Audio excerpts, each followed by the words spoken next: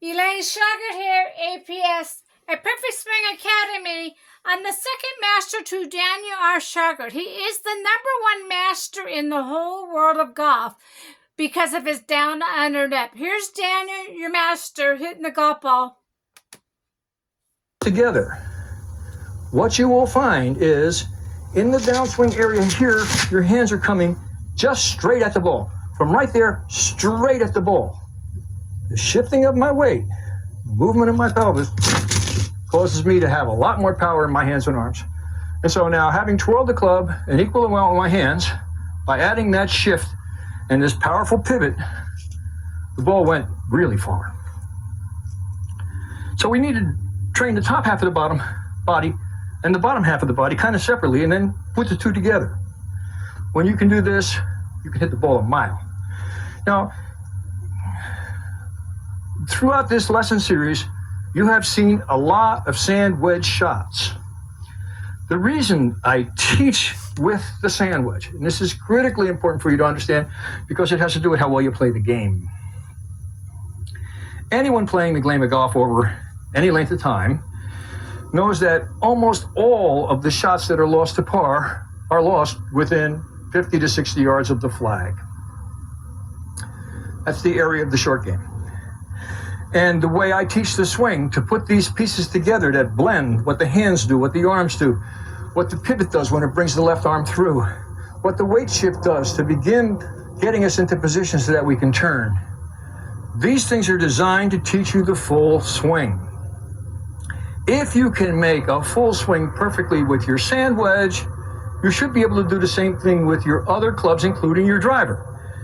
The one thing I need to caution you about, and that is, as we attempt to hit the golf ball farther and farther and harder, almost everyone equates that with force, the force of the golf swing. Understand that it's the discus throw, left leg squat, and underarm tossing action. That's power. But we don't need power to make the golf ball go far. We need speed.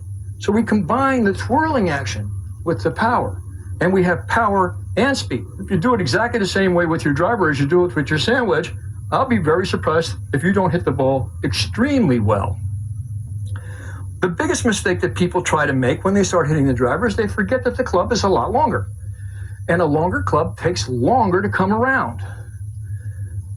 It's got to go farther. It takes a longer time.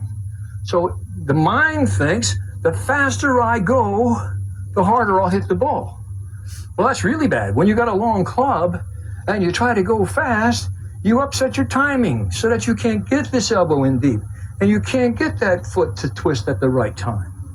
It is far better to take your driver and make a feeling of a 3/4 backswing and a 3/4 follow through to time that hip going through at the right time. You'll be amazed at how far the golf ball goes if you slow down your motion and you get the timing of these two things, of this happening at exactly the same moment that that's happening. When you can do that, you're going to hit the ball far. But it requires focus, trying to do it well, not trying to do it hard. And after a while, you won't even have to think about it. It'll be hard just because you did it quickly. And you'll do it at the speed with which you control it. So if you're ever losing your balance in your golf swing, if you ever feel like you have to hold on to the club tightly going through impact just to get a solid contact on the ball, you're making a big mistake. When my club goes through that ball, that club head is free flying as if it were a rock on a string. It's coming around fast. It's going.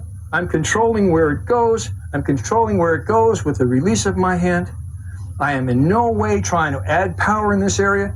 That's the job of centrifugal force and gravity. It's the job of me allowing my left arm to turn from this position to that position during the time that the club head opens this angle and then recloses it.